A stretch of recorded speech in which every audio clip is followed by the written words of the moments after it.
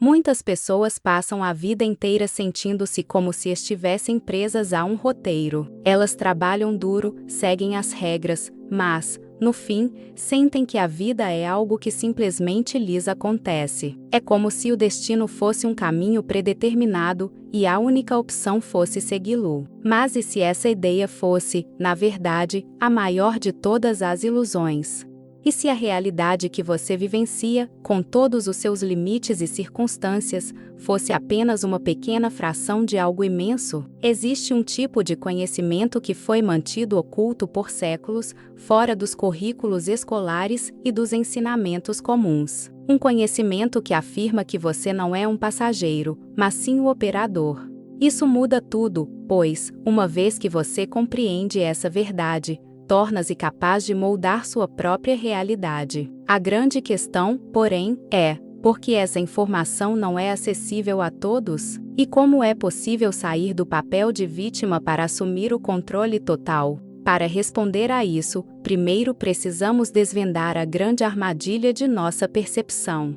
Nossa experiência humana é, por padrão, limitada ao que chamamos de terceira dimensão. Essa é a nossa realidade física, governada pelo espaço e pelo tempo da forma como percebemos, linear, uma linha reta que se move do passado para o futuro. Desde o nascimento, somos condicionados a aceitar que a única coisa real é aquilo que nossos 5 sentidos podem capturar. A cadeira em que você está sentado, o som da minha voz, a tela que você está lendo, tudo isso são manifestações da terceira dimensão. E é dentro dessa estrutura que a maioria das pessoas vive e morre, sem nunca questionar as regras do jogo. Nossa percepção da realidade é uma obra-prima da engenharia biológica. Os 5 sentidos visão, audição, tato, olfato e paladar fornecem dados que o cérebro processa para construir uma imagem coerente do mundo. Contudo, o problema não reside no sistema em si, mas em nossa confiança absoluta nele. Acreditamos, sem questionar, que o que podemos ver, tocar e medir é a única coisa que existe. Essa crença nos aprisiona em uma realidade que, na verdade, é apenas uma projeção limitada, uma pequena fatia de algo muito maior. O perigo surge quando essa limitação nos leva a operar em um ciclo vicioso de causa e efeito. Uma circunstância externa, uma demissão, uma crise financeira, um problema de relacionamento, é vista como a causa de nossa tristeza ou dificuldade.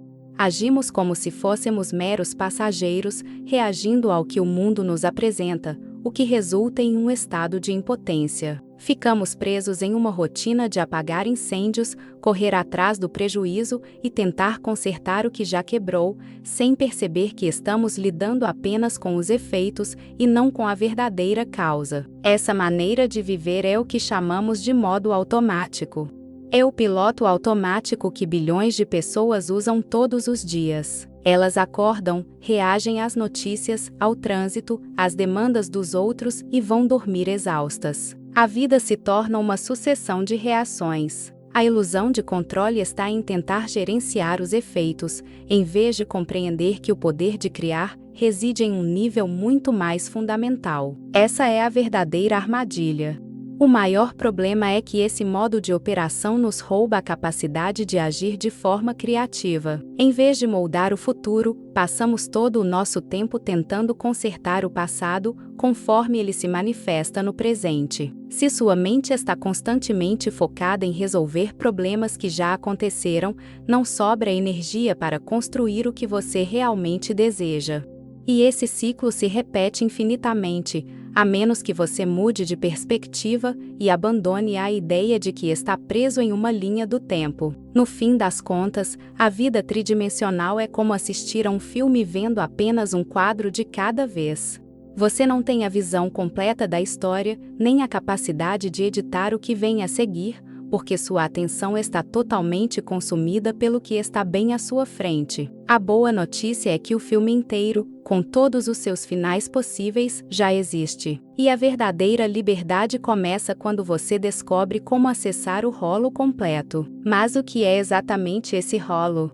E como ele se encaixa em nosso conceito de tempo? A resposta está na quarta dimensão. Se a terceira dimensão é onde o tempo parece uma linha reta, a quarta dimensão é onde ele se revela como verdadeiramente é: um campo. Dentro desse campo, cada momento que você viveu no passado, o que está vivendo agora e todos os futuros possíveis existe simultaneamente.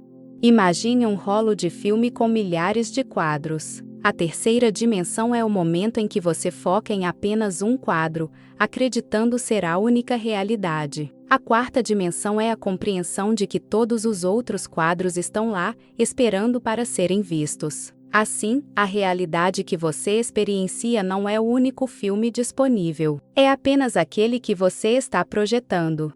Para entender isso, pense em sua vida não como um único ponto no tempo, mas como um volume inteiro, uma obra completa já gravada. O que chamamos de futuro não é algo que precisa ser criado do zero. Já existe como uma das muitas versões possíveis. O que você fará na próxima semana, como será a sua vida em 10 anos, todas essas opções já estão presentes nesse campo dimensional. Seu trabalho não é criar, mas selecionar qual delas você irá habitar. Isso nos leva à chave principal. A habilidade de navegar por esse campo não depende de sorte, destino ou um dom místico. A ferramenta para acessar a quarta dimensão é a imaginação. Não há imaginação como devaneio ou fantasia, mas como uma faculdade mental precisa e poderosa.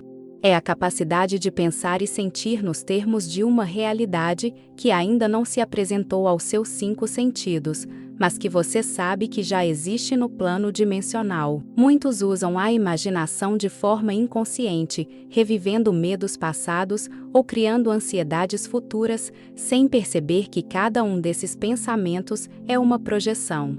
Eles estão, sem saber, escolhendo e reforçando as realidades que menos desejam. Mas, uma vez que você entende a natureza da imaginação, pode direcioná-la conscientemente. Você se torna um operador, não mais um sonhador passivo. E essa é a diferença fundamental. O que separa a vida que você tem da vida que você quer não é o esforço físico ou o tempo.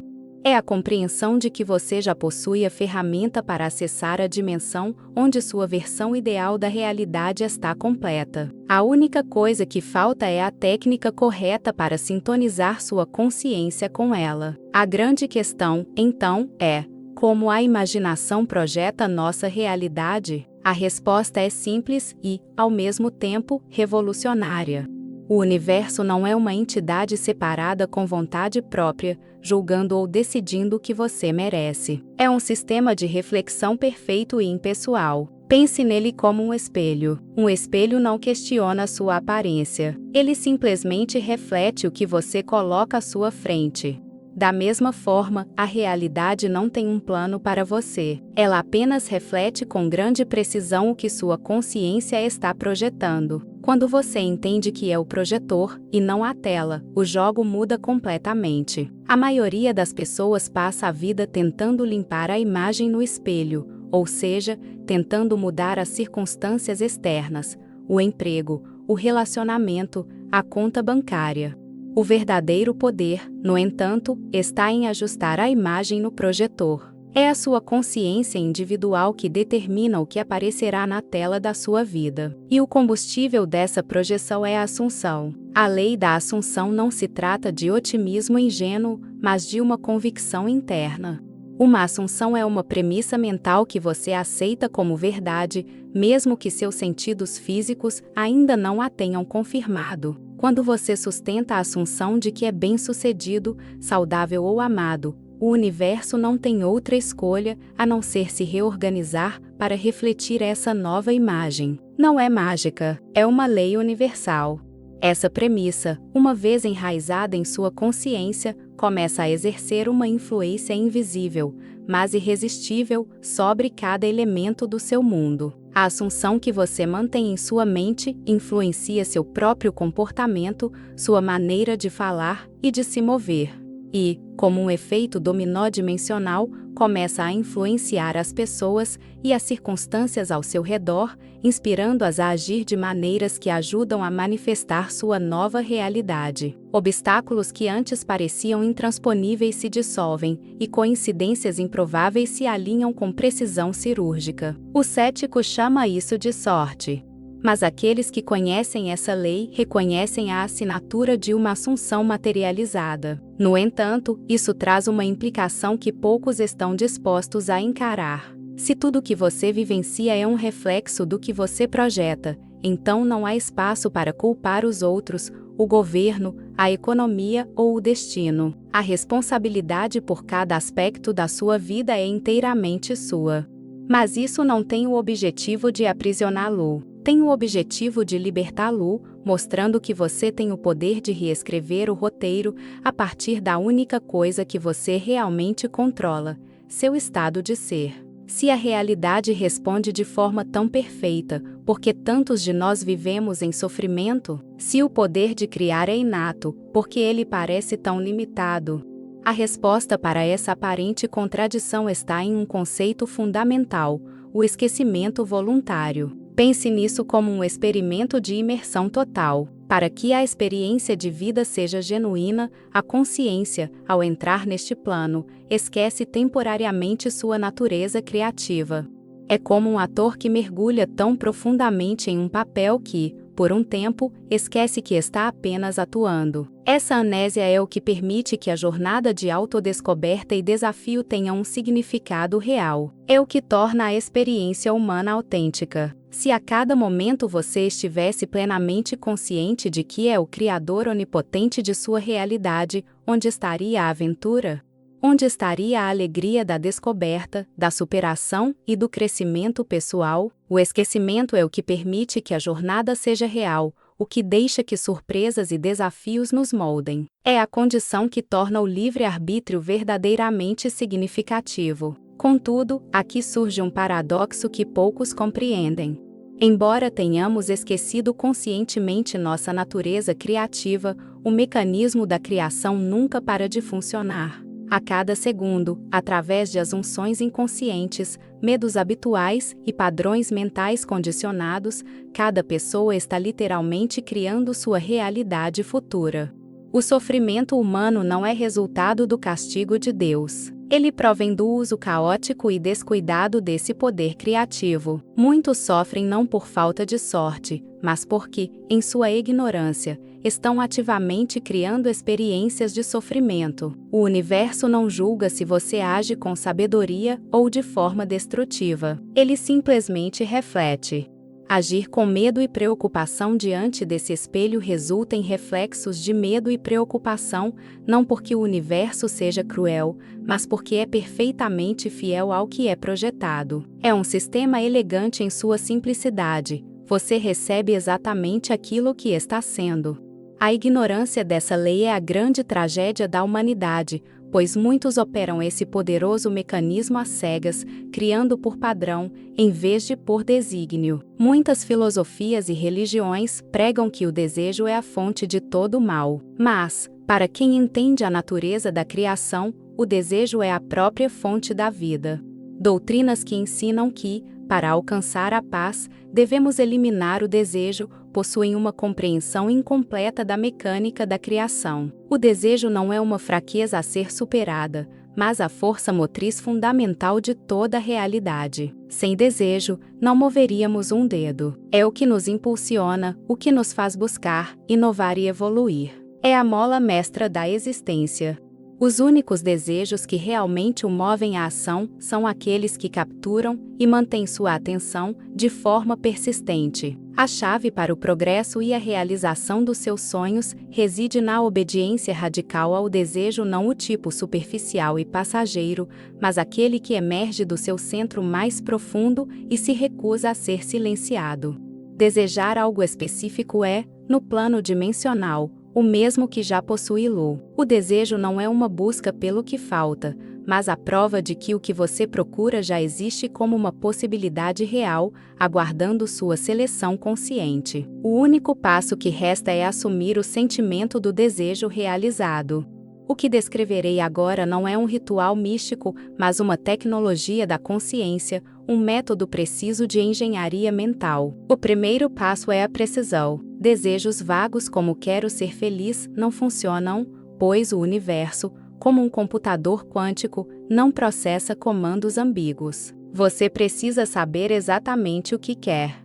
Uma vez definido seu objetivo com clareza, o passo seguinte, mais sutil e crucial, é construir a cena. O erro da maioria é visualizar o processo. Na verdade, é o contrário. Você deve criar uma única e breve cena mental que implique a realização do seu desejo, algo que aconteceria naturalmente depois que ele já fosse um fato. Por exemplo, se deseja uma promoção, imagine uma cena semanas depois de recebê-la. A ideia é visualizar o que você quer como se já tivesse. Essa cena deve ser um evento simples, mas que prove inequivocamente que seu desejo foi realizado. Isso é um atalho dimensional. Para que sua projeção mental tenha força, ela precisa ser feita no estado de consciência correto, o momento de transição entre a vigília e o sono. Nesse limiar, o véu entre as dimensões se torna mais fino e sua imaginação, livre das restrições sensoriais, tem sua capacidade criativa maximizada. Para chegar a esse estado, busque a imobilização total do corpo, relaxando cada músculo. O objetivo não é forçar o sono, mas deixar o corpo sair do seu foco. Nesse relaxamento profundo, concentre-se na cena que você construiu. Mas aqui está a distinção. Você não deve ser um espectador passivo assistindo a cena como um filme. Você deve ser um participante ativo, dentro da cena, sentindo-a através de seus próprios olhos imaginários. Sinta as texturas, ouça os sons e, mais importante, sinta as emoções que viriam com a realização do seu desejo. Essa imersão total é o que dá peso de realidade à sua projeção. A parte mais desafiadora do processo é o que acontece depois. No dia seguinte, você acorda para um mundo aparentemente igual. É aqui que sua convicção é testada.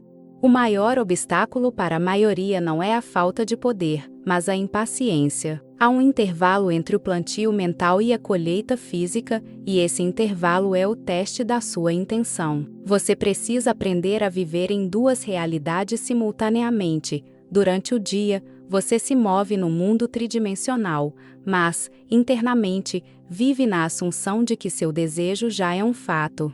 Toda vez que a realidade externa gritar que nada mudou, você deve responder internamente com a convicção calma de que a mudança já está completa no plano que realmente importa. É sua capacidade de manter essa visão interior, apesar do clamor externo, que determina a velocidade da manifestação. Se a vida é um reflexo das nossas assunções, então somos os únicos responsáveis por cada aspecto de nossa existência. Para a maioria, essa ideia é aterrorizante, pois retira o conforto de culpar terceiros. Mas, para quem busca a verdadeira liberdade, essa é a única resposta que importa. A cada momento, podemos escolher reagir ao que nossos sentidos mostram, perpetuando o passado, ou podemos escolher responder a partir do estado de consciência que decidimos incorporar, criando o novo. É infinitamente mais fácil controlar uma população que acredita ser refém das circunstâncias. Um povo que entende seu poder criativo e individual torna-se ingovernável.